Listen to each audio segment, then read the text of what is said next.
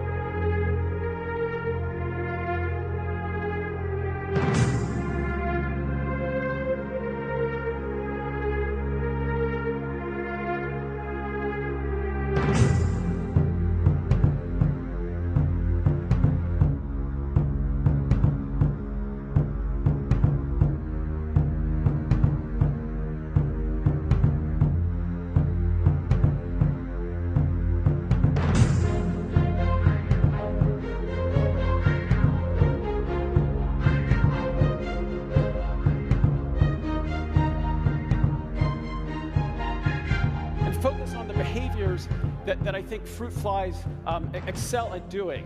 And so I want to show you a high-speed video sequence of a fly shot at 7,000 frames per second in infrared lighting. And to the right off screen is an electronic looming predator that is going to go at the fly. The fly is going to sense this predator. It is going to extend its legs out. It's going to sashay away to live to fly another day. Now, I have carefully cropped this sequence to be exactly the duration of a human eye blink. So in the time that it would take you to blink your eye, the fly has seen this looming predator, estimated its position, initiated a motor pattern to fly it away, beating its wings at 220 times a second as it does so. I think this is a fascinating behavior that shows how fast the fly's brain can process information.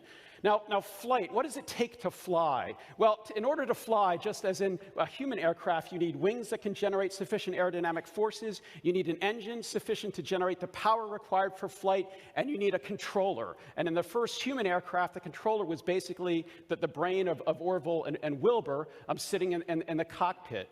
Now, how does this compare to a fly? Well, I spent a lot of my early career trying to figure out how insect wings generate enough force to keep the flies in the air. And you might have heard how engineers proved that bumblebees couldn't fly. Well, the problem was in thinking that the insect wings function the way that aircraft wings work, but they don't. And we tackled this problem by building giant, dynamically scaled model robot insects that would flap in giant pools of mineral oil where we could study the aerodynamic forces.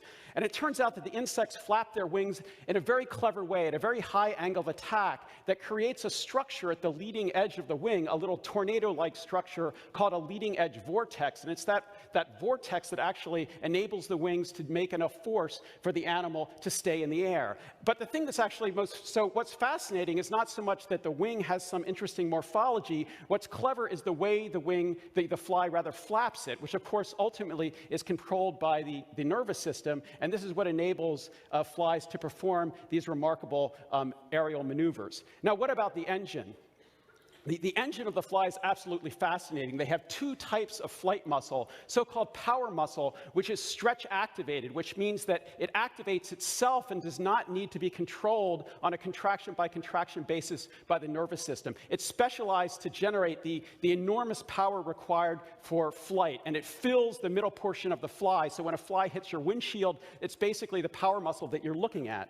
But attached to the base of the wing is a set of little tiny control muscles that are not very powerful at all, but they're very fast, and they're able to reconfigure the hinge of the wing on a stroke-by-stroke basis. And this is what enables the fly to change its wing and generate the changes in aerodynamic forces, which change its flight trajectory. And of course, the role of the nervous system is to control all this. So let's look at the controller. Now, flies excel in the sorts of sensors that they carry to this problem. They have antennae that sense odors and detect detect wind detection. They have a sophisticated eye, which is the fastest visual system on the planet. They have another set of eyes on the top of their head. We have no idea what they do.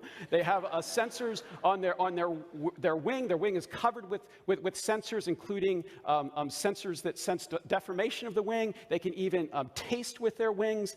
One of the most sophisticated sensors a fly has is a structure called the halteres. The halteres are actually gyroscopes. These devices beat back and forth about 200 hertz during flight, and the animal can use them to sense its body rotation and initiate very, very fast corrective maneuvers. But all of this sensory information has to be processed by a brain. And yes, indeed, flies have a brain of about 100,000 neurons. Now,